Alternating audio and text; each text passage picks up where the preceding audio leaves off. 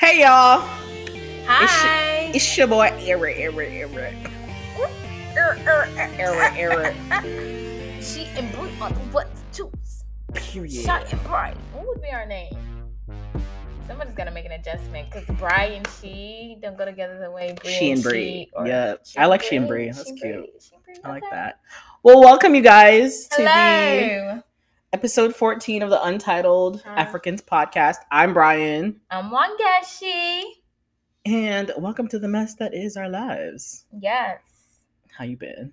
I've been okay. I've been good. I've been pretty good. That's good. How was your weekend? How was your week?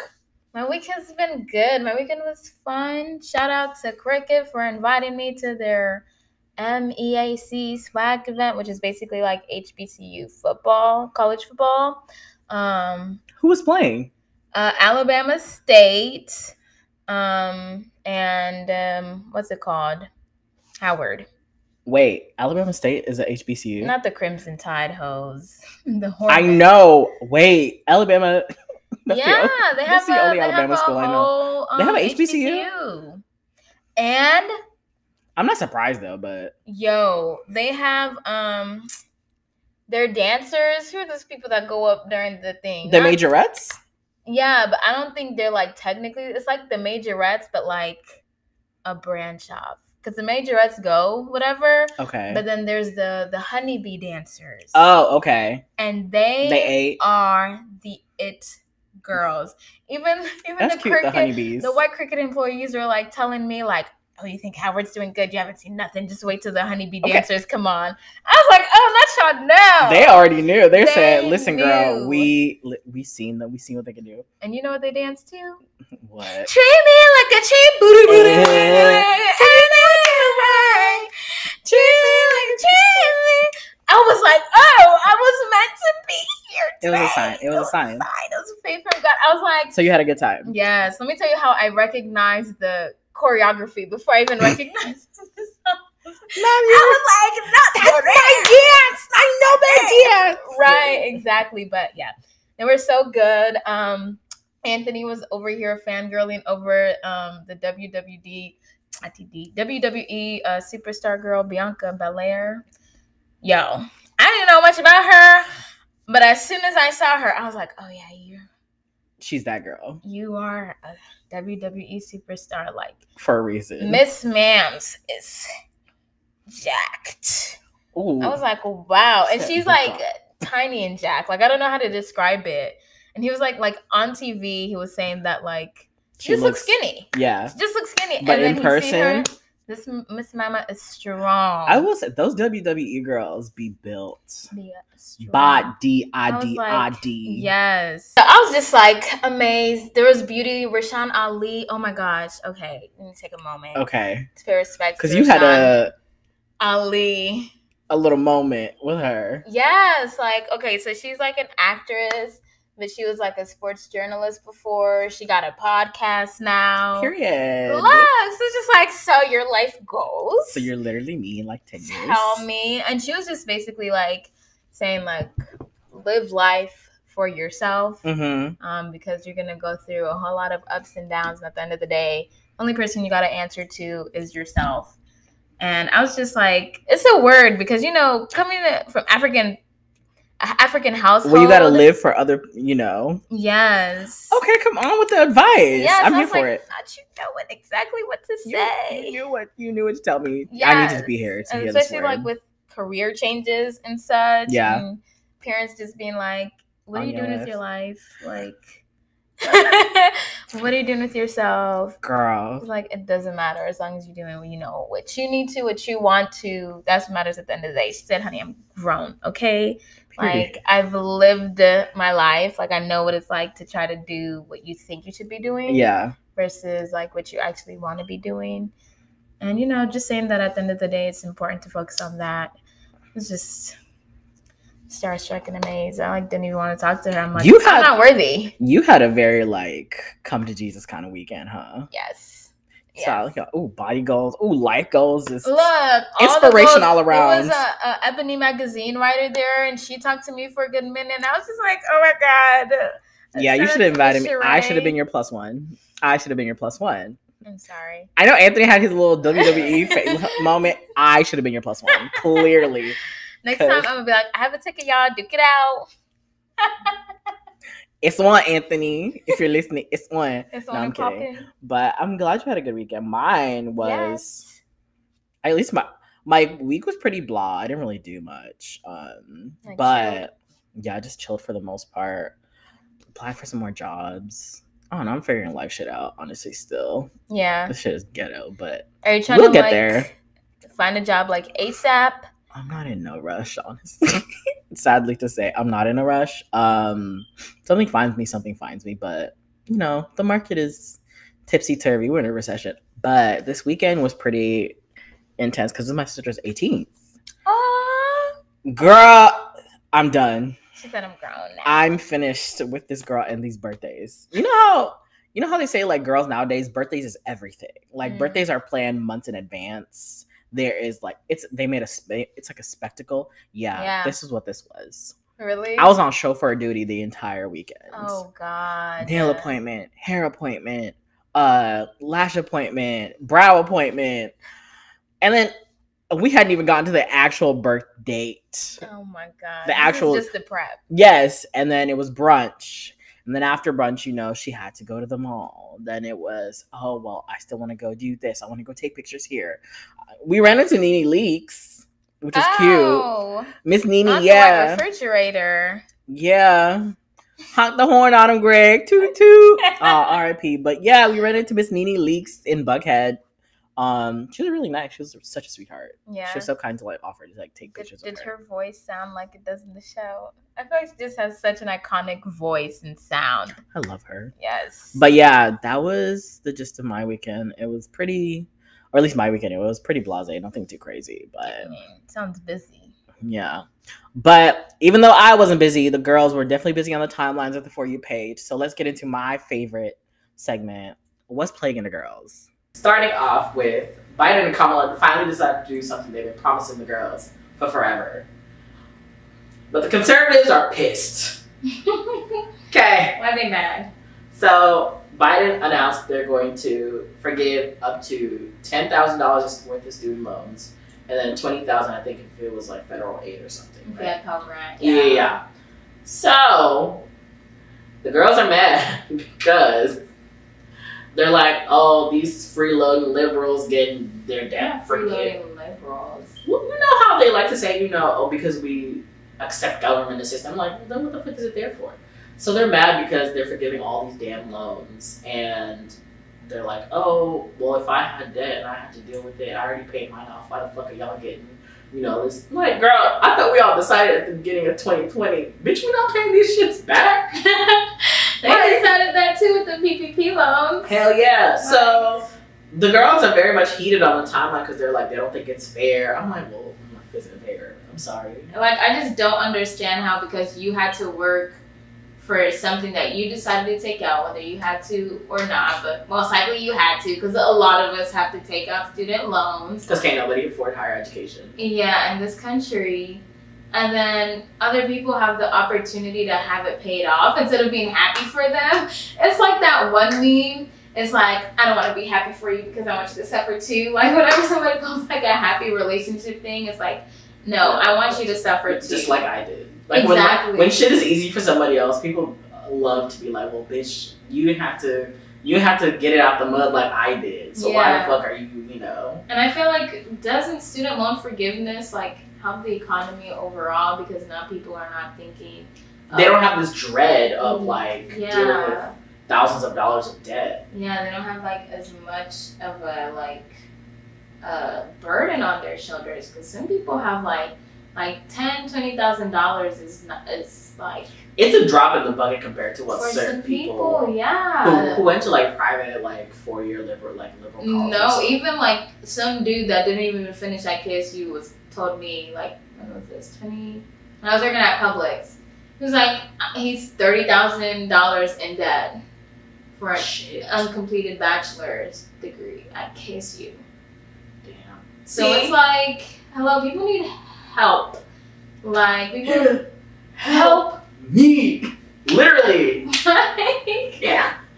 I'm completely for it. I'm for forgiving all of the student loans. Like, the fun. You decided to go to school to better our education system. It's better for society. It's better for the workforce. And the U.S. first, everybody needs degrees on degrees on degrees in order to get these high-paying jobs or whatever. Yeah. So why aren't you making it accessible? Why aren't you making it affordable? Instead, you're trying to punish people who are actually going to have a break. It's giving, I'm trying to climb the ladder, but every time I climb, nigga, you breaking every rung of the ladder. Yeah, it doesn't make any sense. So, I'm filling out my paperwork. I only have debt because of, what is it called? On-campus housing. Why is on-campus housing like $2,000 a month to live in a 2x4? 2x4. The man who helped me move into my dorms with my family, he was like, these are worse beds than jail. Like, they had to have bought these from the jail. I was like, excuse me? He was like, yeah, like these are actually really bad. Because I remember even at KSU, the year we graduated after high school, or freshman year of college, they were like, oh, your freshman year you have to stay on campus. Exactly. It was like a requirement. Wait, for KSU? Yeah, I remember it was a requirement. Even when you live 10 minutes down the street. I remember you had to file an appeal in order to be a commuter student. Appeal. My drive is 5 minutes. I live 2 seconds down the street from you. I'm not paying. Yo. So I can understand people want it, because I remember that was a requirement. Unless you filed an appeal or something, you were staying on campus your first year. Yeah. Because they're like, oh, we want you to bond with all your other. I'm like, for how much you charging for student housing? And you know how the fucking KSU was taking over this entire town. It's insane. It's all a cash grab.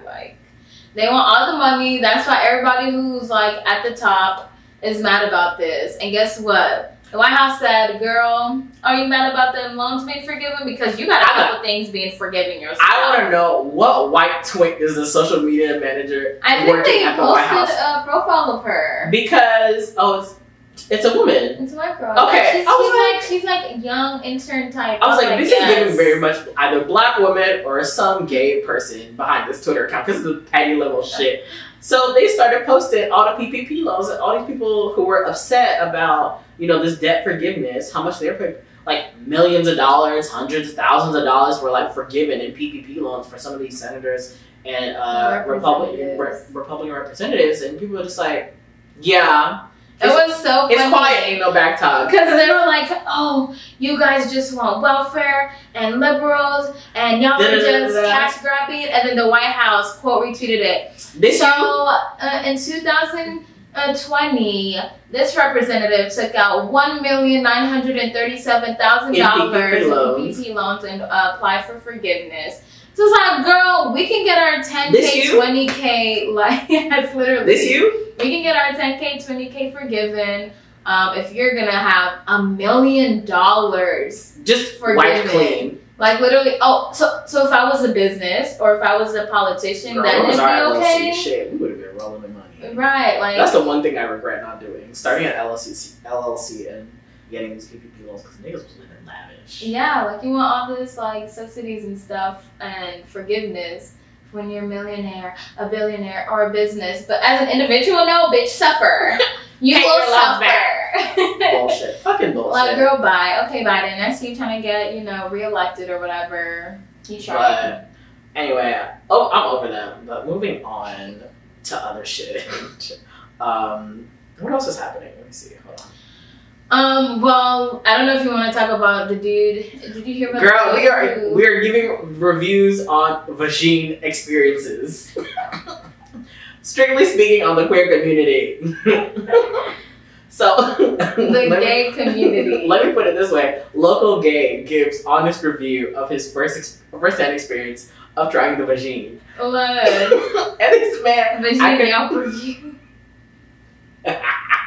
He was giving details too. And you know what? And some of the comments were really sweet. They were like, you know what? For somebody who's trying it for the first time, it's not offensive. The way he put it, it wasn't offensive. It wasn't It seemed like he was just honestly ew, that's nasty. curious. He was just like, I just want to try it, and somebody was down, so I did, and it was nice. It wasn't for me, but it's cute. Right, girl. It's me and the girl.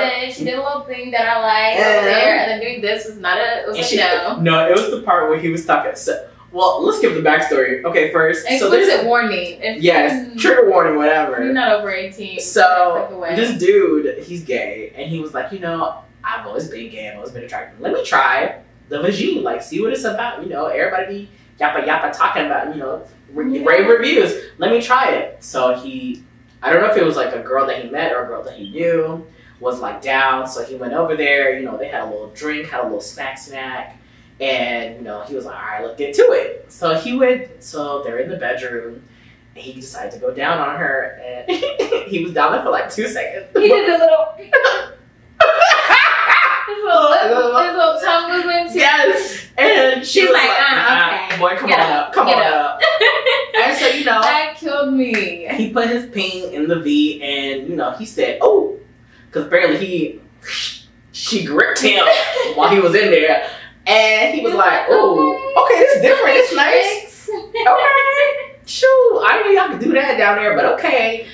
But he said he had an experience. It was interesting. It's not for him, but he's never going back, but it was cute. I think that is so cute to me. I feel like in society, like, sexuality is a spectrum. It's fluid. Exactly. So if you want to go experiment, especially for guys who never get to experiment, I mean, of course, gay guys do more than straight guys. Straight cis dudes, like, do not. But I feel like, you know, let that be society. You know, like, today I'm gonna experiment with a little something different. Maybe I might tell him a little, you know, regime. Right. Like, yeah, that's a whole nother... That's not for me. That's not my ministry. But I'm glad it worked out for him. Exactly. I'm glad he got that experience. Exactly. So, you know, if you want to go explore something you're not used to... Go ahead, baby. Make a TikTok and make a little Yelp review. This is why the guys are over there. I see, but I don't fully see. I see what y'all over there. This is what y'all are missing out on over here. This is not my ministry. This is not my ministry. Look, I have to pay as much as everybody else. Listen. Because I feel like, actually, girls kind of do that already. Y'all be like 7 shots in, y'all already making out the corner. But we're just friends! Did you see Carisha and... Meg? Yes. These girls... I'm calling her Carisha like I'm her friend. No, her name is Carisha. Don't nobody call her Young Miami. Her name is Carisha. Ever since Saucy Santana... Carisha, please! Yes.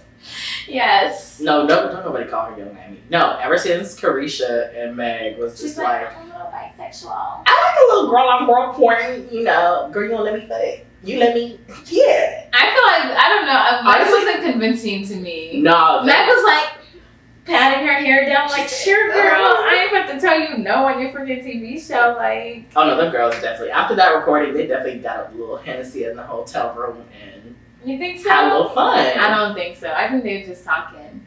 It could have just been, but that's what I'm saying is, like, women are much more open to, like, doing that. Yes. And going all the way. Yeah, and actually, like, exploring that. You're canceled. Anyway, moving on. Get up right now. Moving on. Oh my god. So, it looks like none of the Euphoria girls want to come back for season 4. 3. Season 3? Is that what they're filming or working on? Because not only...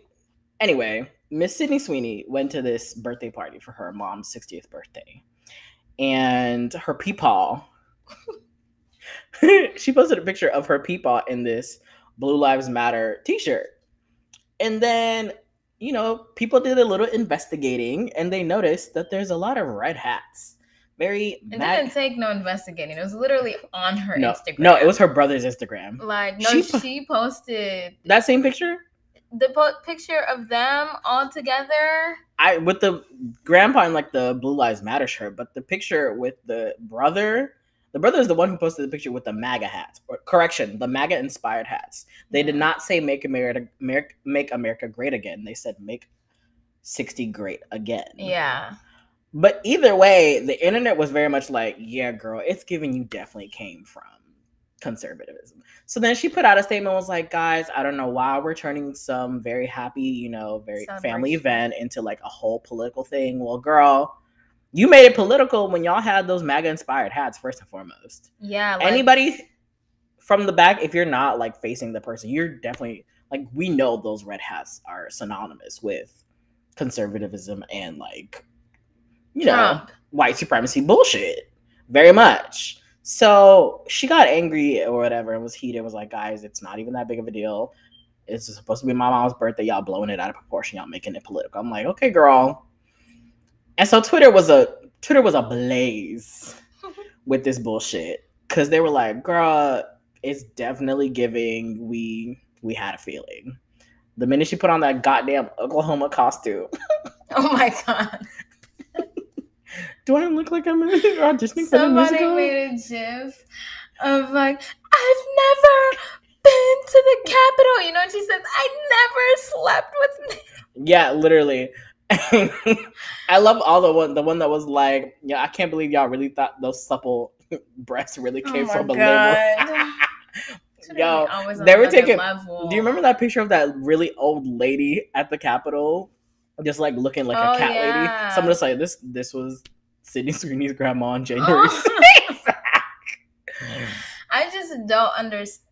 To me personally, I'm not surprised. Like, I feel like a lot of white people, parents and grandparents are Trump supporters. I mean, he had 70% of white women's votes. Yeah. So it's like, I think that was the largest like demographic to have voted for him. I'm just like, why are y'all surprised? After like, the level of misogyny and just outright just like I've just learned to not be surprised. I think because she's a celebrity, you know, she's a well-known figure. People have put her on a pedestal, but at the end of the day, the stats don't lie. She had never said, and this isn't even like her necessarily, it's her family. I just automatically assume that they're going to be Trump supporters. Yeah. Like, looking at the data, and to them, it's not a big deal. It's just like, yeah, I'm a Republican. Like, this is what I do. Like, they don't think when they see Make America Great Again inspired hats of, hey, this might be, you know, insensitive because of the person who inspired these hats was like a racist and a misogynist.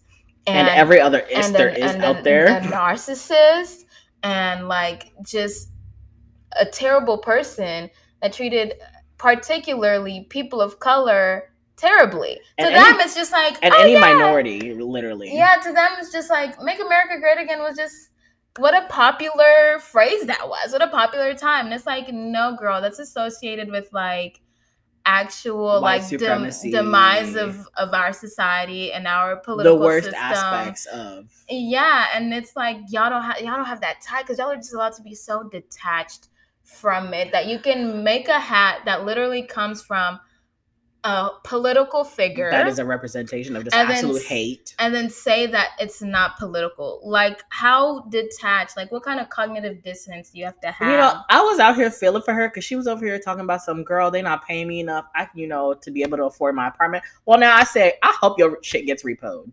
I hope you get foreclosed on, Sydney. Because if you don't see how problematic that like those symbols are, then I can't feel sorry for you, ma'am. I just don't understand why anybody's shocked. I'm personally not surprised. And at this point, I feel like when it comes to celebrities, if they haven't spoken out or they haven't, if I ain't seen them at a protest, if I ain't seen them post nothing, saying completely they for us or get whatever it is, if I have not seen none of that, yeah, I'm assuming you are very much on the right, the far right. Because even Chris Pratt, when all that nonsense came out about him being part of the the church or whatever, and how that's why him and his wife couldn't continue, and that's why they had to get a divorce. Yeah, I was like, yeah, I been knew that because that man been real quiet. I don't know about that Chris Pratt mess. All I know is that looking at the country's map, honey, it's no surprise that they were celebrating anything that was Trump inspired for a birthday celebration. Like, they're not gonna go out there and be like, I support Trump, but them red hats are basically like iconic to them. Like, and it's not even the red hats; it's your grandfather was wearing a Blue Lives Matter t-shirt. But to them, that is the normal. They don't see anything wrong with it. That's just like, oh, fine. My problematic grandpa. I hate coming back to Thanksgiving because he's always saying problematic statements. But then, like, don't be surprised when you get dragged when everybody else finds out. That's the thing. You're a celebrity. Hold yourself to a higher standard, literally. I mean, that's her family, and you can't control what your family does and who they support. But you can definitely control what you post. Don't try to play victim when people find out about it and are on your head because you posted it, sis. On a public forum. Everybody was out here digging and diving into your deep private life. And here's my thing. When you take family pictures or when you take pictures of like at an event in general, you're taking multiple of the same thing. So she had to go through these pictures and pick a specific, because she posted like more than like one on her thing. Yeah. It was like, so she had to sit there and be like, okay, this one looks good. Okay, this one, okay. And you know how like as the Instagram generation we are, like we're very nitpicky about it. We edit the fuck out of our own pictures. All the three pictures that look exactly alike and you're kind of like, oh, I don't like the way my cheek did this one better. So you cannot tell me that she did not notice those clear signs of just blatant full on just, girl, this your family. Yeah, but to them, it might not be a big deal. But I get, just like you said, she's very much detached from the whole, and that's fine. Yeah. But moving on from this bullshit, because I'm over her, honestly. Oop. The girls are getting over the Euphoria girls. All the Euphoria girls are getting... They're all getting canceled, honestly. It's very sad. Just go make your own spinoff because... Zendaya's in Budapest with Tom Holland having the time of her life. I'm crying. I love it. I lived there for her. But do you want to talk about the girls won't leave Lizzo alone. Ariel Spears was... Isn't his name was Aries? Is it Aries? Who cares? I'm ashamed that me and him even share a fucking name like that. Like, that's my sign, and I'm upset. As an Aries. As an Aries, I'm upset and heated because why is this man being allowed any fucking kind of platform to speak? So he was on a podcast and he was asked a question like, what does he think? I think they asked him what he thinks of Lizzo or whatever as an artist. And then instead of actually critiquing her music, this man goes into like a whole 5-6 minute rant about her looks and her body, basically body shaming and all levels of misogynoir, honestly. And he justifies and goes, I know I'm not the most handsome dude. I'm not the most fit dude. I'm like, so why the fuck are you talking? Why the fuck do you feel that you are the spokesperson? Speaking on a woman's body when you look like that as a man. And then it doesn't really matter what you look like. You shouldn't be saying it regardless. But it's always the ones who could never pull, and even close to a Lizzo, who have to say, oh well, I don't know why she's so confident and when she looks like this and that. And it's always the black men who look like in high school they definitely were like, where my hug at? That's exactly the energy that I get from Ariel Spears. It's like, he's a where my hug ass type of nigga. And honestly, listening to him speak, I was just like, can you just shut up? The thing is, I thought this was like Britney Spears' daughter or Jamie Lynn Spears' daughter. Oh, until you find out it's a full-on black man. Yeah. Why are we talking? Why does his opinion matter? That's what I said. That's exactly what I said. This man has not been relevant since Mad TV was on television, and that was in Mad TV, and I don't even know who he is. And this man, like, that was the last time he was ever relevant, ever. He had one comedy special that maybe took off, and that was back in 2000 and what? Who cares? Literally, no one gives a fuck. So why is he all of a sudden thinking that he has the platform? Not even the platform. Because whoever gave him the platform, first and foremost, should have never done that. Why does he feel like he has the wherewithal to speak on this type of shit? And there are countless other men behind him who are boosting his shit up. And I just want to have a one-on-one with you motherfuckers. Because I just want to say this. Stay the fuck out of women business. Stay out of black women Literally. business. Nene said it best. Stay the fuck out of women. Why are you speaking on it? If you don't look like the fucking Michelangelo's David, shut the fuck up. Period. Do not speak on a black woman's body. Do not speak on a black woman's choices, on her looks. None of that. You have no right. Zero. None whatsoever. Shut your fucking mouth. Like the same typical cheap shot a lot of people are taking to maybe be relevant because we wouldn't be talking about him if he hadn't made that statement. And it's like, what was even the point of you saying that? You're like saying that, oh, she's pretty, but but she shows off her body and she shouldn't be showing off her body when she looks like that. You shouldn't be showing your face when you have the audacity to say anything like that at all. And the thing about it is, like, his statements were very much like, oh, and y'all keep, like, you know, this yas generation, like, yes, girl, show it. Is like, you know, encouraging her to do this, and they should. And I'm just like, yeah, because countless people in the past have told women like this that they should not embrace them.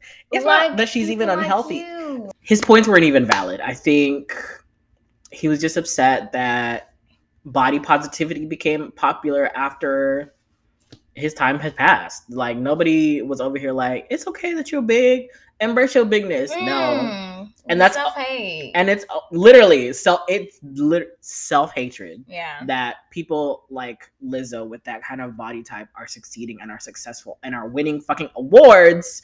Meanwhile, he looks like that. And the thing is, it's like, how can you say, like, me, I don't have the best body, but you know, I'm still funny, blah blah blah, and I still get pussy, blah blah blah. Since when? But then, since when have you been funny? You left Mad TV, had one maybe successful comedy special, and then no one's heard from you or in the mainstream since.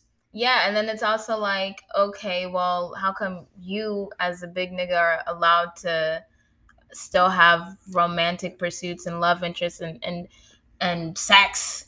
But Lizzo, as a big Black woman, she isn't deserving of it. She needs to hide herself and, like, okay, well, if you want any kind of sexual attraction, then you need to cover all that up. All because you had to do that? Don't mean she got to do that. All because you felt like you needed to do that? Don't mean she got to feel the same way. She got a pretty face and she got a good body. And you clearly don't feel that way about yourself, sir. And that's something you need to work out with your therapist so that you're not projecting your feelings onto this young woman. You're too grown. You are too old. That's another thing. Like, why is it? It's always the older generation that feels that they need to speak on younger generation, like, doing their own shit. Right. Like, we stopped having the same mindset as y'all because we realized how toxic that shit is, and we're like, we're not bringing that into our lives. Yeah. I'm not going to self-hate and just, you know, destroy my own body for the sake of wanting or, you know, living up to a certain, like, social standard. Fuck that. No, I'm going to be my full authentic self and embrace it and love. And that is exactly what Lizzo has done and preached. And people are pissed. They mad, honey. They be mad. I'm like, is it because you can't have that for yourself that you mad? Literally. Because that's exactly what Ariel Spears is giving. He's upset that he himself has not fully embraced his body and realized that, you know what? This is the body I was given. This is the body that has survived with me. It has been like, love on yourself, nigga, because clearly you're not getting enough. And the type of love you get, exactly, like, I'm sick of it. I'm tired of hearing this kind of narrative and voice coming from specifically Black men. Black women, like, stop it. Leave us the fuck alone. Like, niggas ain't shit. Okay, I don't know if you saw this TikTok that had the girls in a tizzy. Oh, what? Juice, this girl, Juicy by Jay, was recording herself. So she's like, I'm the late friend, you know, so I'm recording myself. I'm starting 4 hours early. Oh, she was the one that had to wash, condition her hair, run some errands, go drop off this, pick up this, go to the UPS store. Yeah, I remember that TikTok. Right, catch flight real quick. Like, so it was like 1 o'clock when she started. It started at like 1:14, and she needed to be at the house by like 4. Okay. 4:35 maybe. I remember the times because I watched the TikTok so much. But okay, so I was like watching it, and as she was describing the amount of things she was trying to get done, it was like, girl, I get it. You're getting ready earlier. Mm-hmm. And getting ready earlier sometimes makes you have the mindset that makes you think, oh, I can do so many more things. When in reality, you can't. Girl, you don't have that much fucking time. She washed and dried her hair, which honestly, it took her less time than it would have taken me. So that right there, I was still hopeful. That was an accomplishment, yeah. I was like, okay, so maybe there's a reason. But then she said she did dishes. Okay, she was folding laundry on top of flat ironing and wand curling her hair with makeup and all of that. And then finally she left at like 4:35. No, I think 4:35 is when she was supposed to leave. What time did she leave? Because she was still like 4:50. She still had rollers in her hair in her car driving to where she needed. She was like, and I had to change my pants real quick once I got in. Girl, sis, because this is giving very much all of my friends. I'm the only one who's ever ready on time for anything. But when it comes to anybody else, it is you. It is Courtney. It literally, y'all are never on time or ready for anything. I'll pull up. Hey, I'm here. Actually, let's just talk about the podcast in general. I'll be pulled up ready. I pull up. Hey, like, we'll say 2:00, 1:00, whatever we're recording. Okay, cool. I'll pull up. I'm here 1:00 on the dot. Great. Come in. Wangeshi does not have makeup on, does not have hair done. She's like, I just need to get ready. I'll be done in just a second. Remember that other time? How many times has this happened? Okay, anyways, I don't know why you're trying to call me out. I was gonna call myself out, okay? Oh no, I'm just letting you. were you trying to segue me in? Yeah, clearly, yeah. I was clearly trying to segue in. So you have a problem. Even when you had your own place, never shit was ready on time. We're coming to you, and you're still not ready. I'm in there doing my hair like, hey guys, just turn on some music, have a good time. Birthday parties. Barbecues. I'll pull up. Well, hey, we're here. Hey, Brian, can you just go ahead and set up in there? I'll be done in just a second. Hair not done. Booty ain't washed. Ain't she even showered? Like, girl, nothing is ready. I'm like, and we have guests showing up in like 2, maybe 3 minutes. That's why you were the co-host. It was just my house, but you had to listen. She had the venue. I was the actual host. Okay. But no. I hear this. So because this sparked like so much discussion online, I found out about this thing called time blindness, which is basically like your inability to gauge time. Like you're literally unable to like figure out how much time you have and like utilize that time. Is this something that runs within like people who are melanated genes? I think there's a whole thing with like CP timing, that's like a real thing. But I think they say this is it's an actual like issue. Like this is most commonly in people with ADHD. Oh. Like not that you have to have ADHD to have it, but it's more prevalent in people. TikTok and Twitter have been telling me every day. Boy, I've been self-diagnosed as ADHD, clinically depressed. I have major anxiety. No, honestly, who needs a therapist? Every time I see something about ADHD, I'm like, why does this sound so relatable? I do this. So the time blindness is literally like when you try to map out how much time you have, you don't actually know the time that you need to do something. So like if I think I take a 5-minute shower, in reality it's probably closer to 10. But to me, it feels like 5 minutes. And that's the issue I've been having because I've literally been setting timers, and apparently this is something that they said in the thread to do to help. And I still struggle, but I literally set timers, and I'm like, okay, let me set 5 minutes to do my makeup because it doesn't take me that long. Yeah. All of a sudden, I've pressed snooze on it 3 times, and I'm like, wait, how did it get here? Like, I've had to start setting alarms because for the alarms. No, because the timer isn't enough. The timer just says your time is up. I need something that tells me what time it is now, because girl, we need time to go. Is going. Because like I'll wake up an hour before like I have class or something so that I can get ready. And I'm like, oh my God, this is taking too much time. Let me wake up an hour 15 early. Oh my God, I'm late still. Let me wake up an hour and a half. Oh my God, I'm still late. It's like no matter how much time I have, I can't accurately like get things done. I underestimate. So now I'm just had to tell myself like, something that helps is if I tell myself, like, okay, I actually need to be there at 10:30 if I need to be there at 11, because then I'll show up at 10:45 or 10:50. Yeah, I just started lying to y'all hoes and telling y'all shit starts earlier than it actually does. Yeah. And guess what? People actually showed up on time. Or some people still show up 2 hours later. Bitch, how? How did I lie to you and y'all still show? This actually, I'm glad you said this because this happened this past weekend with my sister. Tell me why. We were supposed to, the brunch reservations was at 12:30. Why is this girl calling me at 12:46 talking about something? Brian, we're gonna be late. I need to go. Do you know where she was? Where? Getting her nails done and picking up her friend. Oof. Yeah. At 12:30. And then she's calling me talking about something. I'm the one who's late. All I had to do was get in the car and drive. That's it. Yeah. But I'm the one who the issue's on. What are you doing? Because people often like, when you're stressed, sometimes you put that out onto the other people you're around. Which is understandable, but I'm like, listen. Like, don't bring me into this. Now why am I in it? So from now on, I guess we'll just.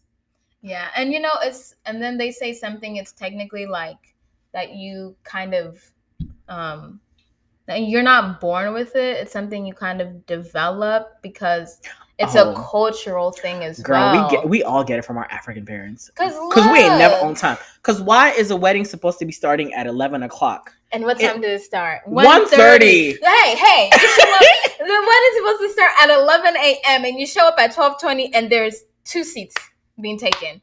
The entire venue's empty except for those 2 other people that showed And you know who those 2 other people are? Most likely the white friends that they invited to the African wedding. Like, no, it's other Kenyans trying to be on time. So to them, 12 o'clock to an 11 o'clock wedding? Ooh, look at me. I'm early. Doing good on time. I'm early. Meanwhile, the wedding party's not even ready.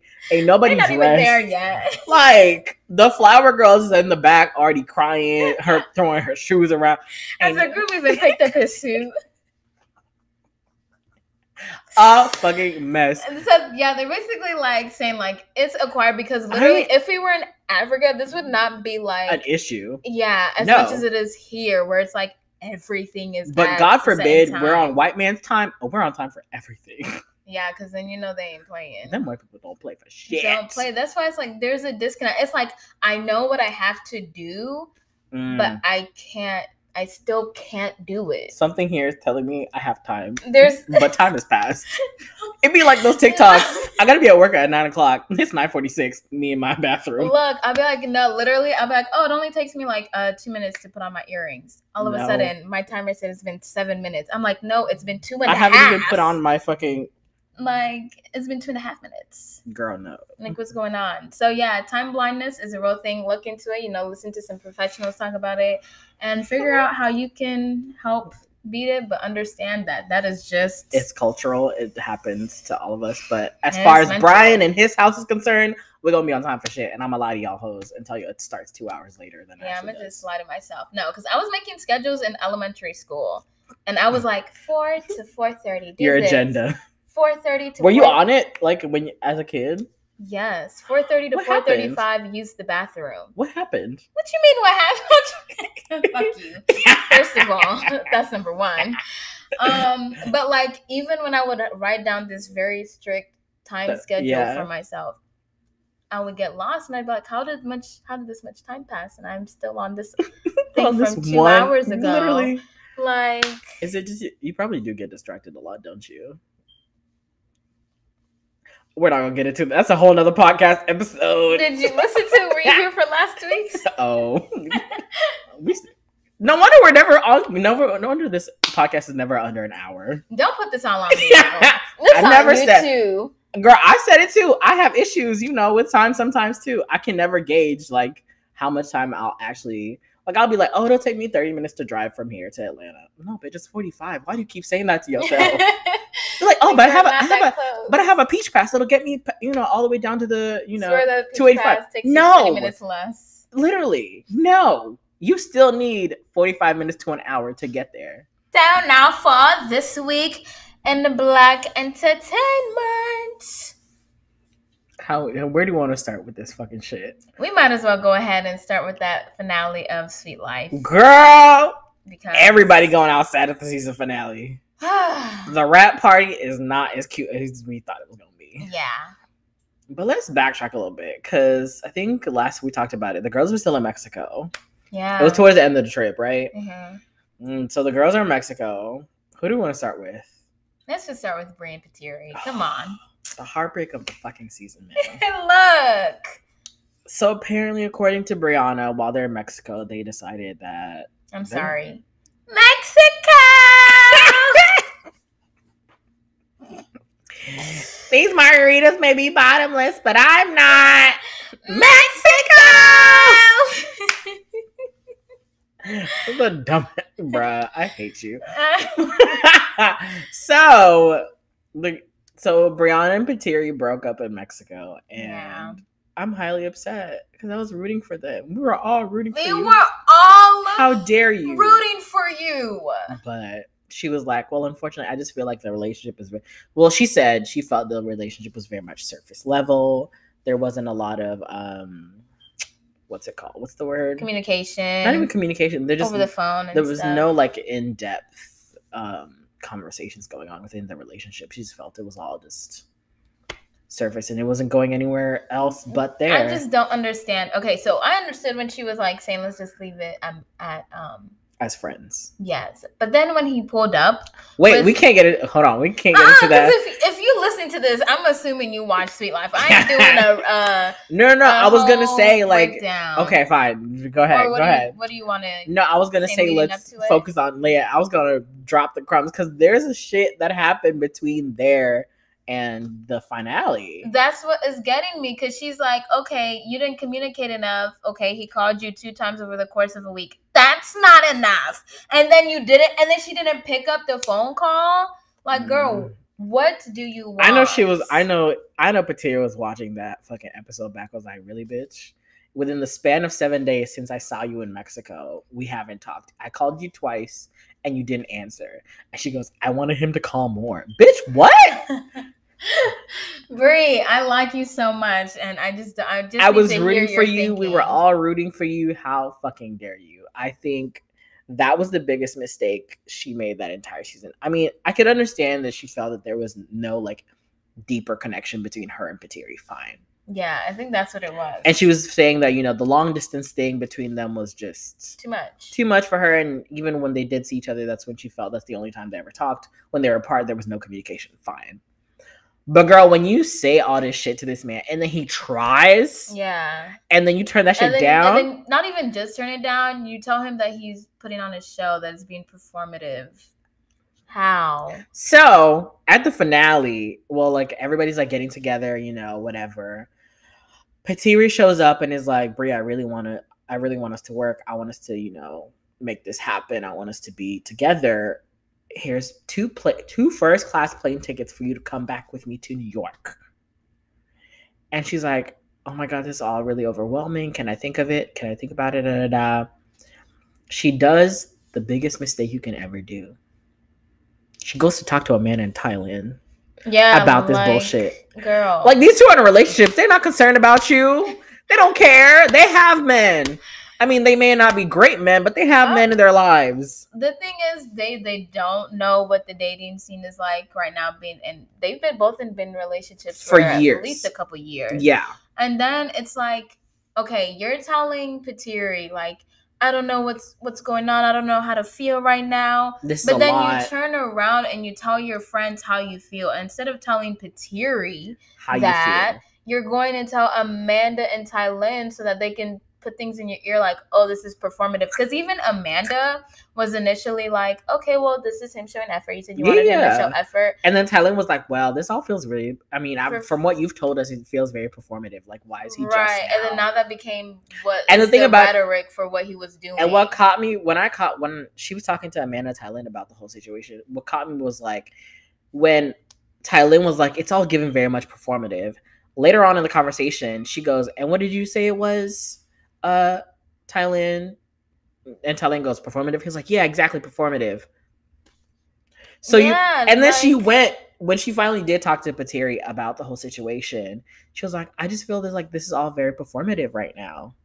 It's like, so bitch, you're just an echo is what I'm hearing. And like, it's just that, girl, like, I understand you respect like what your friend's saying, and sometimes other people are able to put like words into the emotions that you're feeling that you may not have, but you messed up as soon as you went to your friends to talk about the issues instead of your talking to the exact person who you're having the issue with instead of.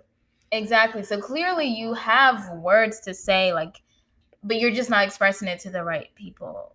You're just being fed what you need to say and spewing it to like him instead. I'm like, you fumbled that bag, girl. And so Patiri was like, well, if that's how you feel, that's how you feel. I'm not going to try and change it. This was my act of trying to show you that I want to be. He's done enough at that point. At that point, that nigga done flew back and forth between New York and LA enough. But he said, Mexico. He said, deuces, I'm out. And that's where, and she's single now. And look, y'all, Patiri, he out in New York. He part of the 820 crew. Y'all go. I don't know if he's going to buy any more first-class plane tickets. He might be a little traumatized, but, go find you your Patiri, New York girls, and, Bree's out there. If there's any Drake wannabe-ass niggas, that's clearly who she wants instead. That will show her love and affection. Sometimes. You're terrible. You're awful. No, because I love Bree, but I'm just like, it's just not making sense how you go from, what was the dude's name?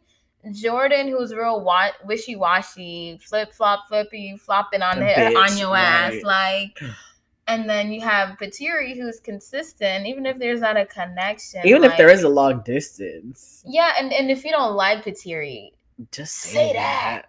Girl, say that. Let that man go, because he's over here, flying to Mexico, coming to see you. You see him in New York. Look. He making time.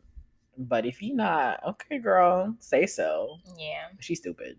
I don't know why she listens to She's not stupid. No, she's stupid for listening to her friends. That wasn't a great decision. But the only friends that she should have been listening to, Becky. Becky was the only friend who would have had her back in the right moment. Becky kissed PJ at the end of the show. No, she should not be listening to. Well, let's get into Miss Becky then. Kissing the man that left you stranded in the ocean on y'all's vacation. And then you said he basically triggered your depression, sis. Oh, wow. I'm gonna just attribute it to the storyline. Wow. That it's producers like, can y'all kiss? So let's talk about Miss Becky. So she came back. She went to Mexico with Kyle, one of Patiri's friends from the 820 Club, and she was feeling on him. But then somehow PJ got into the mix after Brianna decided to yappa. And to PJ and be like, I still think that you guys still have things for, feelings for each other there. I think you should definitely. So then PJ was like, all right, let me just go ahead and talk to the girl, apologize for the whole Miami situation from season 1 and be like, I'm so sorry. So they apologized, whatever. They hugged. Kyle saw them talking privately and hugging.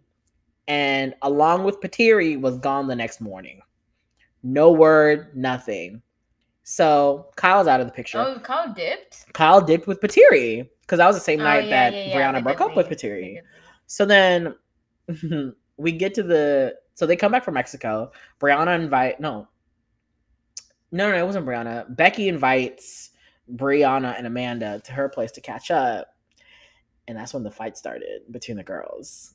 So Brianna's like, I just feel like I have to dim my light around you, because you just are very sensitive and sometimes I don't want to hurt your feelings. I'm a bad bitch and sometimes I feel like I can't be a bad bitch around you. So they get into this whole fight and the fight was never resolved. There was no apologies. Nothing ever happened. Meanwhile, Amanda was just sitting there like, what the fuck is going on? I'm Amanda. Bitch, I'm Switzerland. I'm just here for the tea. So Brianna leaves Becky's place and is just like, fuck this shit. And so when the breakup happened with Patiri in the series finale, she goes, I really wish I could have been talking to my friend about this because I would have loved to have her there for me, but instead I couldn't. So she's literally crying at the bar with Amanda, Tylin, Candace, all the other girls but Becky. Where's Becky? Becky is macking with PJ. Oh I'm like, how the fuck do we get back to this? Right. How do we get back to square one? Yeah. But good luck to Becky and PJ because I'm over them. I don't want to hear any more about them. I feel like there's supposed to be the cliffhanger for us to come back. No, there's nothing to come back to. Yeah, I'm like, this is sad. But you know what was a good cliffhanger? Tylin and Jalen being over. They're not over. They're still together. But this fight was very much because of fucking Kaylin and Candace. Yes.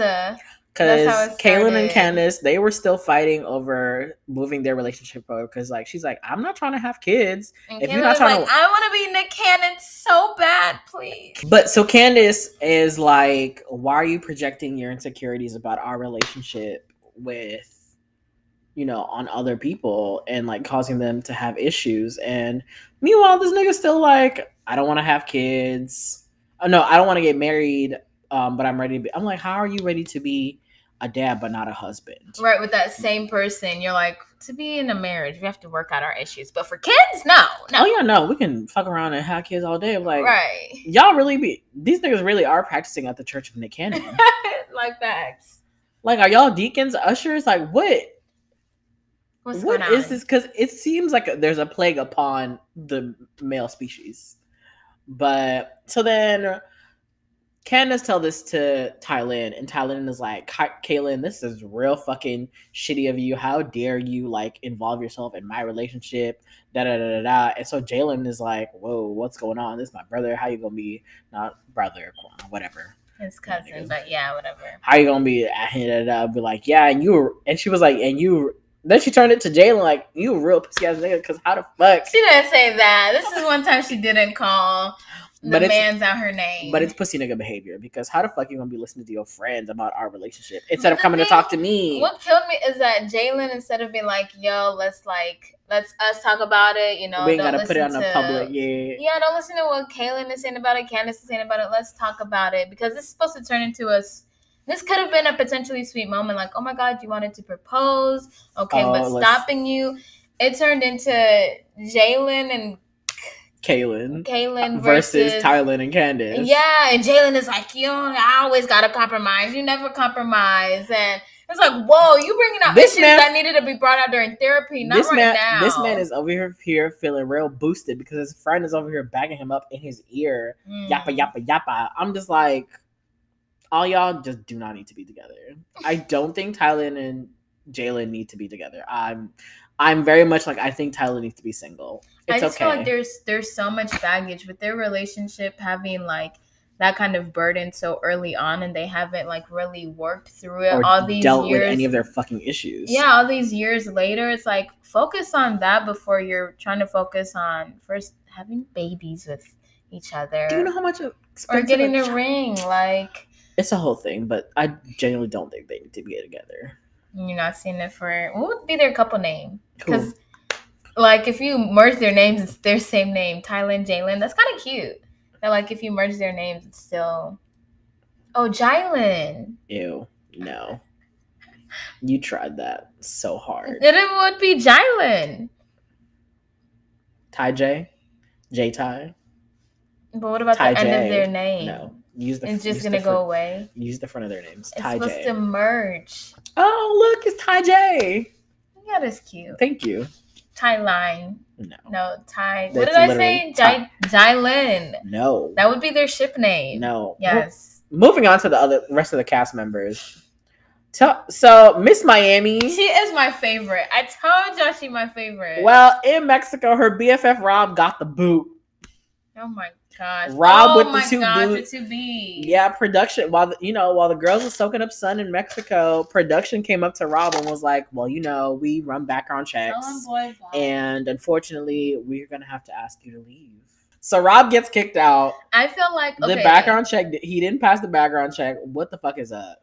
I feel like the only way you can, not the only way, but I feel like what comes up in a background check is oftentimes eventually public information. Like you can look this up because it's like government information. And like if you can't, a lot of times it's because it's something pending. So it's not official yet. Well, it couldn't have been a federal case because... Not federal, but even local. I don't think he's federal. Federal's like... They could confiscate your passport. I don't think he would have been able to leave Mexico then. For Mexico. Yeah, I don't think it'd be federal. I feel like that's too... No, even like a state thing, I don't think you'd be able to leave. No, but if it's like something minor enough, like... So what do we think he did? I ain't putting that on him. Okay. But he should say something. I think he because I feel like people's assumptions are gonna probably be way worse than what it actually is. Yeah. Yeah, the nigga was scamming. That's like, are you really like you were born in I don't know the West Indies and it's like okay. That man is scamming. That's my theory. Oh, you think so? He was a scammer. Oh, that's my theory. That. My theory was gonna be green card related, but maybe I'm projecting. Really? Yeah. As Africans, this is how with some green card mess. Hey, who went to jail? Have they renewed their green card? By the way, did they get it revoked? Hey. We are Narudi. He's going back. He's going back. Narudi. What? Say bye-bye. Hey. But no, so Rod gets kicked off and Miami's left to deal with the consequences of her actions. Yeah. After she was trying to mac with AQ, but AQ knocked out in the pool chairs. And she said, I'm going to hop in the hot tub with your best friend, Marcus. But why Marcus? Like, I like that she was like, I'm not tied to none of these men. But Marcus is just like... He gives off very much your uncle who should never have Right, be allowed invited out of or allowed near children. yes, near children, near women. That man is like, a creep. Yes, he gives big creep energy. But that was also giving producers like they were definitely like, yeah, get in the pool. Because why is he invited to this trip in the first place? He went on a date with Bree. She was like, no. He tried to talk to Becky. She was like, didn't you go on a date with Bree? Like, Miami, no. he just doesn't seem good enough for Miami. And then he was on the double date with Miami and his friend AQ. Yes! Like, this man is not loyal to nobody. He's loyal to one thing only, the check. As long as the HBO check clears, that man is there. Yeah. So playing his role as the creep in the friend But group. either way, AQ confronts her about it later on while they're still in Mexico. And she's like, you put on for these niggas, literally. She like, said, you're not here for me. You're here for the niggas. Literally. Your titties out for the niggas.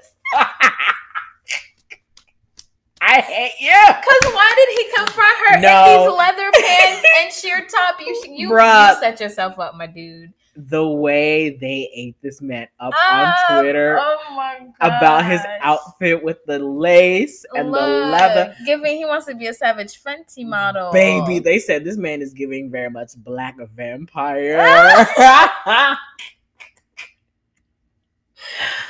They ate this nigga up. They were like, yeah, no, sir. This is, but literally that is the best line of the entire season. You got your titties out for the niggas. But anyway, has such good one-liners. Like she always got something to say. No, and literally, so she deads the whole situation. Marcus tries to join in and is like, you know what, fuck y'all. Miami's like, I'm done with the men of this group. I'm done. So she shows up to the finale, brand new, tall, light-skinned nigga, almost like a PJ lookalike. And so AQ and Marcus are like, oh, so who's this? You're like, a real man. Literally, she was like, this is a real man. Yeah. I got me a real man. Yeah. And so they get into like a whole thing, and I'm just like, okay, whatever. But the best line from that episode was when she goes, you Google me, shit comes up. You Google you a cockroach. Yeah, cause Marcus was saying, oh, Google me. And she's like, bitch, you can Google a cockroach and it'll come up. I was like, Miami is queen of the comebacks. We bow down. Look. But either way, all the girls are going out sad this season finale. Look, you know who the happiest people were?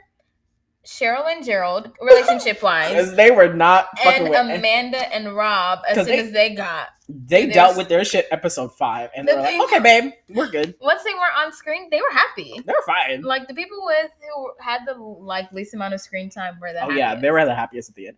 I think Cheryl and Gerald, I don't think they're coming back for season 3. I wouldn't see it. I want to know if there's going to be a wrap up because they show that they're engaged now, but like they did show the engagement video. That's something I feel like that would be announced during a reunion. No, where's the reunion, Asa? It's 2 weeks in and we still haven't gotten a reunion. We need a reunion, no, because we got some shit to talk about. For real, I have some beef. Maybe after the first season, they were like, "No more reunions. No more reunions. No more. Y'all get no seats at the table. They don't get a Bad Girls Club reunion. Look, that's what I'm saying. If the Bad Girls Club could have reunions every season, shit. If the Bachelor and Bachelorette get a reunion episode at the end, well, why not the fuck this? So, give us the reunion, Issa. We want it, please. All right. Moving on to other shit in Black entertainment. Meg Thee Stallion and her album just dropped. Well, it dropped like a week or so ago. Yeah, we just had to listen. We just didn't talk about it. Yeah, because Beyonce was still on honestly, the death grip. I still haven't listened to the Meg album. I'll be honest. That lady still has a chokehold on me. This fucking album. Yeah. But I did catch a few songs. Yeah, here and there, and I'm here for it. It's a vibe. I like it. Like, okay, so I literally had to be like, Beyonce, don't play back before I'm That Girl started, and from there it's just I'm not listening to anything else. I have to commit the hour and 2 minutes now. These motherfuckers ain't stop baby. Once you hear that, you like, I'm in. I get it. I was like, yeah. So I played her album. I didn't get through all of it because I was like going somewhere or whatever. But I enjoyed it. So it's almost an hour long, and all the songs are like 2.5 minutes. Like they're all super short, which I'm mad about. But you always know the best songs. What happened to the 3-minute, 4-minute songs? The girls know the best songs are the short songs. So Meg is just like all of them. I will say Virgo's Groove is like the shortest song from the album, and it's like 2 minutes. I was like, Energy also, those are some of the good songs. Yes, but it's a good album though. I really enjoyed it. Of course, her. She. Oh, she shouted you out. Shut up, girl. You want me on your next album? Let me know.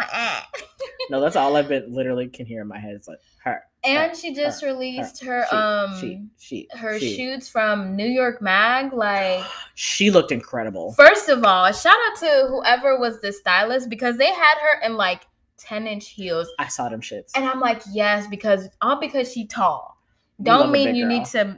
We don't need to put her in some high. We love a stallion. Right. Like, put her in some freaking stilettos for real. That's like, the thing I love about Meg. Some stilts, bitch. Make her 7 feet tall.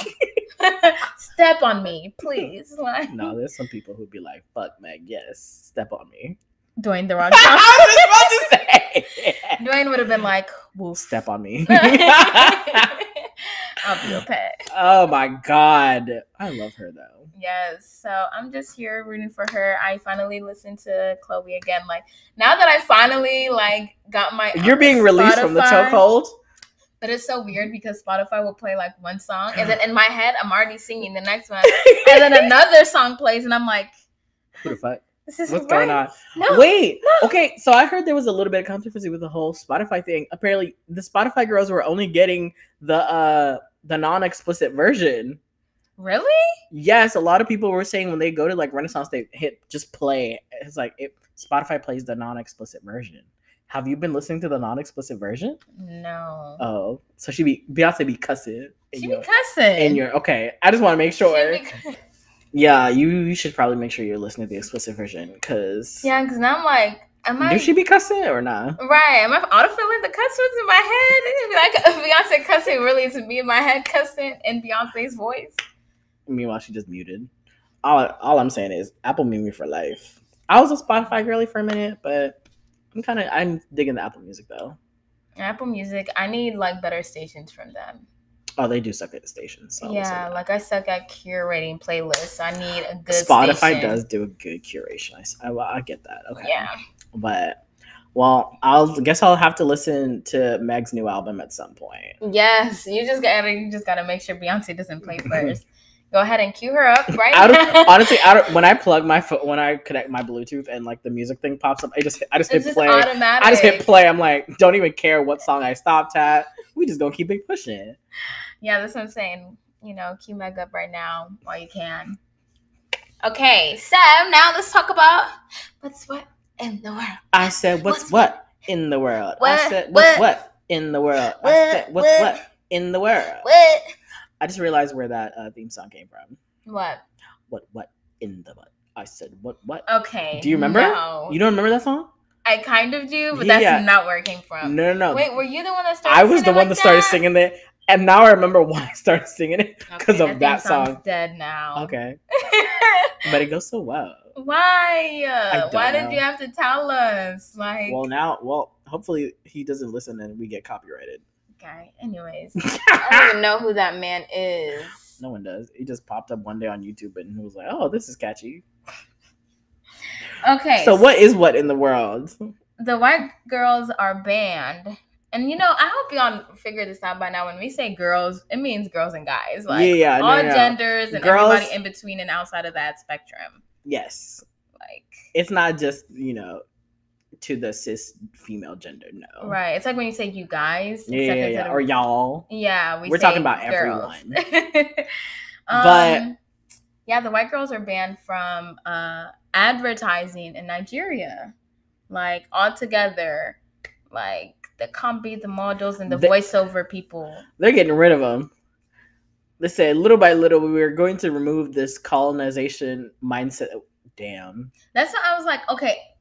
Apparently, they were originally already charged, like companies were charged a fine for using white actors in advertisements. White voiceover people and models, or just non-nationals. Like, oh shit, yeah. So I was like, oh, okay. So Nigeria was already like, if you're not one of us, girl, you don't need to be on the screen. You don't need to be what we hear, which I'm not mad at. No. I kind of understand it, especially considering colonization. Like, why they're like, we taking all that back. I've never understood to this day why I see non-nationals on screen. Like, whenever you see advertisements from specific countries in Africa, it's always like a very white accent being. I'm like, how the fuck are you advertising this to people who don't even speak like that? Yeah, and I think they're trying to combat that. So I'm low-key like, okay. Which is good. And I feel like it gives a chance for like actual actors and people who are in the like entertainment industry like an actual opportunity to like expand their work. Right, because imagine being underrepresented in your own country. Not saying that they are, but imagine feeling that way, like you don't feel seen. And I feel like all this will do is make them feel more seen. Because I'm just trying to figure out what kind of ad, like what does the ad space look like in Nigeria where they have to be like, we're ban them. Ban them. Like, I think it's this whole idea of like wanting to advertise the proximity to whiteness being, you know, the pinnacle of it. Like, oh, if it's, you know, if it's from a white person, then it has to be. I can definitely understand like why they'd have to ban it, because that's a very negative, you know, stereotype to have, or like to project to people being like, well shit, well then my shit, because I'm from here, must not be good enough, you know, if it doesn't have like a white face or a white sounding behind it.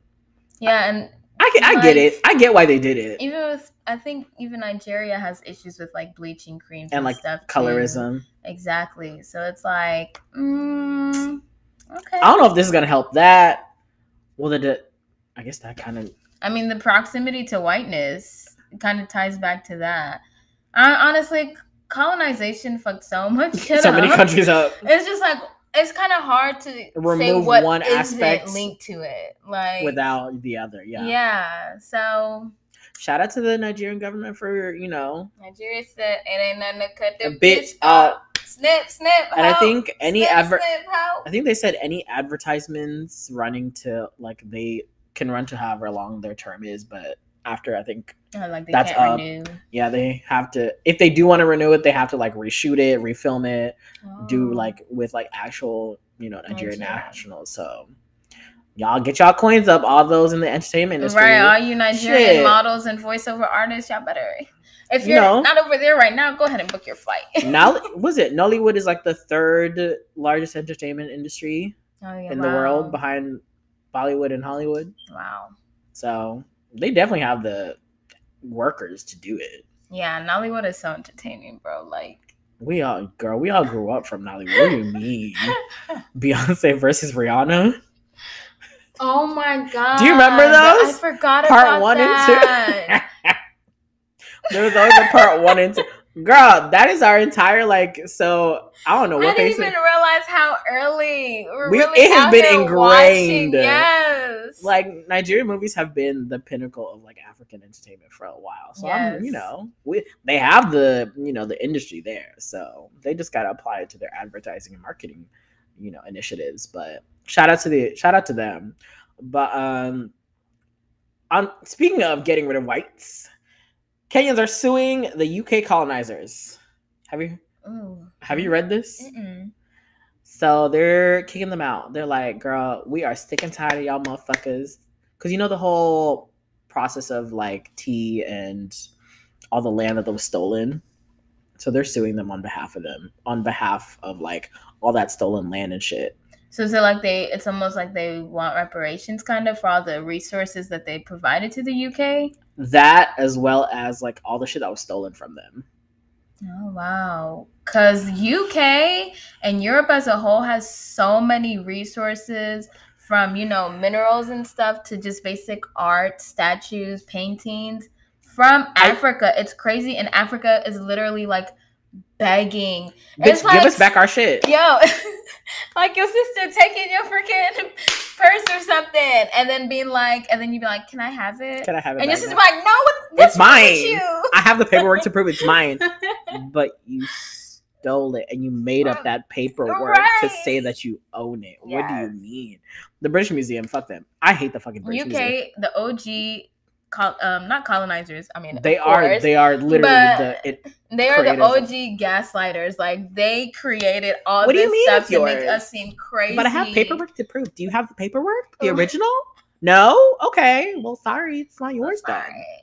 You're not gonna get it back. Or I love the excuse that they like to use. We just don't think that, you know, the African countries that, you know, these artifacts originated from have the systems in place to, you know, provide preserve. Yes. Like, bitch, is that up to you or up to us to figure out?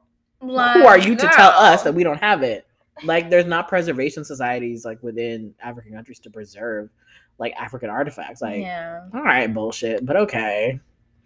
But yes, so they are being sued, and I'm very much interested to see how this case is gonna go. I'm gonna follow it. I definitely want to follow this because I want to know who wins. Apparently, they're suing them for over $200 billion. Yes, for all the land that was stolen, also for torturing. I think it was like there was 2. What are they called? Not villages. Tribes. 2 of the tribes who are like part of the this suit that are suing the UK for stealing their land and torturing their people. For it, I'm sure that's a drop in the bucket. You know, one of the companies is actually Lipton Tea, who still owns part of the land. Oh, I've heard about them being in some mess before. Okay, well, who knew sweet tea was gonna be problematic as hell? But yeah, give them back their land and pay them the $200 billion reparations, bitches. I'm here for it. Me too. But moving on to our final what's what story. What? The South African man who fought and killed a leopard and lived to tell the tale. Excuse me? Yeah, so this man, mind his business, gets mauled by a leopard. An escaped leopard. Is it mauled like you're done? No, mauled meaning like it attacks you. Oh, wow. And like he was tear him up. Yeah, he was attacked by an escaped leopard from the National Zoo in South Africa. Or the National Park in South Africa, sorry. And he said that I was staring death in the eyes and I had to box my way out of it like a fighter. And I knew it was either me or him. Damn. And it sure as hell was not going to be me. Look, and he's the one here to tell the tale now. Well, he killed the thing. Fought it with his bare hands and killed it. That's crazy. Is there video? Bitch, not when animals attack. Not you on video. Well, if there's, he's alive, I can more comfortably watch it. If he died, I wouldn't want to watch it.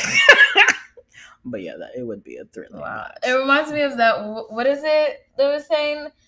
If I ever get in a fight with a bear. Oh, if you ever see me in a fight with a grizzly bear, help the bear. Help the bear. That bitch gonna need it. Look, that needs to be his theme song. Yo, they're saying that he needs to be like crowned or like given the key to the city or something. That's a flex. Are you kidding me? Yeah, oh my God, where's your scarf from? Yeah, I fought a leopard one time. And I killed it. Look, wear it. He is getting all the poontang. Forget a teardrop, bitch. I'm wearing the leopard skin. Not you over here like the King of Zamunda with the lion head. With the lion head perched up. Because I'm over, I'm not out here for humans killing animals, but if you is get self-defense. Attacked, listen, remember that story with the lady with the elephant? This is what happens after instead. Now this is the other way. The flipped way. It's like, bitch. You see what happens when you don't mind your business. Listen, now the leopard pack, because they say cats travel, like wild cats like travel in packs. They coming for his ass. Watch. Yeah, wherever he was, he needs to never go back there. Hell no. Where was he to get attacked? That's what I'm wondering. What is going on? And how does a leopard escape? Yeah. Is it like during transport or like he got out of, because it's a national park. So I'm assuming it's like Masai Mara where like they just have their own free, but there's like borders. Yeah. Which is what I'm guessing it's how it happened. So I'm like, how did it get to where it mauled him? That's crazy, bro. But either way, shout out to him. If the leopard is coming after me, You win, girl. I ain't fighting. Just make it quick, please. Just go for the jugular and end me right there. Like my arteries right here. Boom, right boom, here. end me. Stay in the upper body area because it'll make things quicker, please. Like, exactly. I ain't fighting. I just Hell like, well, no. God, thanks for everything. Coming to see you soon. I repent all my sins. See you in a second. Swing low, sweet chariot, coming forth to carry me home. Yeah, that man said, not today, God. I'm not done with living. See, that's the thing. That's what I always think. If there was ever a zombie attack or like any of that crazy shit that ever happened, would I live to fight to stay on Earth? Hell the fuck no. Bitch, first chance I get, I'm out. I was talking to this. Oh my God. No, literally talking about this same thing with this girl who was studying like, you know, the environment in college right now. And she's talking about how climate change, you know, it's really bad. It's really bad right now. Yeah. And she's like, girl, forget the gun. You better get in that car, close that garage, turn up them windows, go to sleep, baby. I'm like, actually, because when the world is burning, it's pouring down acid rain. There's a tornado over there. There's a firequake over there. The Ice Age 2 is about to hit us. I'm going to just pray, you know, the natural fumes get me, the natural odorless fumes get me before the other disasters do. Yeah, no, I'm not living through a whole world apocalypse. Hell no. No. I'm going out first chance I get. Yeah. Because they be making all these like apocalypse movies, all these people wanting to survive. Who the fuck wants to stay around? Who the fuck? Literally. Who wants to stick around for that shit? I would never. Bitch, ain't got no internet. I'm fighting for electricity. You know niggas isn't showering. I can't even drink water from the tap. You know niggas isn't showering if y'all didn't hear me the first time. Like, people... And my ice machine ain't working? And I gotta smell you? No. Nuh-uh. You get any wound, any open wound that you get is automatically the death sentence. We're going back to like 1600s. Stone Age, literally. If you get diarrhea, bitch, you're done. You're done. That's indicator you died on that toilet like you Elvis Presley, girl. Good luck. Not Elvis on the toilet. That man was constipated. No. Oh yeah, his was the complete opposite. But either way, you're done. Yeah. Yeah. So no, I'm not living through an apocalypse. I'm not fighting. Shout out to this man who had the strength. Mentally and physically. Because baby, at some point you're like, this is it. This is how I go. Yeah. Even when I be singing, I just be singing that we remember having flashbacks all the time. Not your life flashing. Why is that the song? Cause it's like the song they would always play when we walking down watching the fifth graders walk or leaving middle school. That song, as soon as they played that, I don't care about leaving school, but as soon as they played that, the single teardrop. Knowing good and well, I'm about to see you in 2 years. Like 2 months. We'll be back. But no, I won't miss y'all. I'm mad that that's the song that's playing and like your montage as your life is flashing before your eyes while you're getting mauled. You know what mine would be? What? I Was Here by Beyonce. I was here. Oh, I lived. I loved. I was here. Still going down like a pageant girl. Period. Look. The most extravagant, like, even when I be seeing shark attacks, I be like, girl, like, just let it get your neck. Just bleed out. Just play dead. Play dead out. Like, hell no. I'm not fighting. But shout out to this man. You know, he did what he had to do to survive. Yeah. But good luck to his recovery. I hope they give him the key to the city. He deserves it. Facts. All right, y'all. It's been real. We're going to wrap it up here. Thank you for listening, watching, wherever you're watching from. Don't forget to like, subscribe, rate, comment, all the good stuff wherever you're listening and watching from. We love you. Thank you. And we out.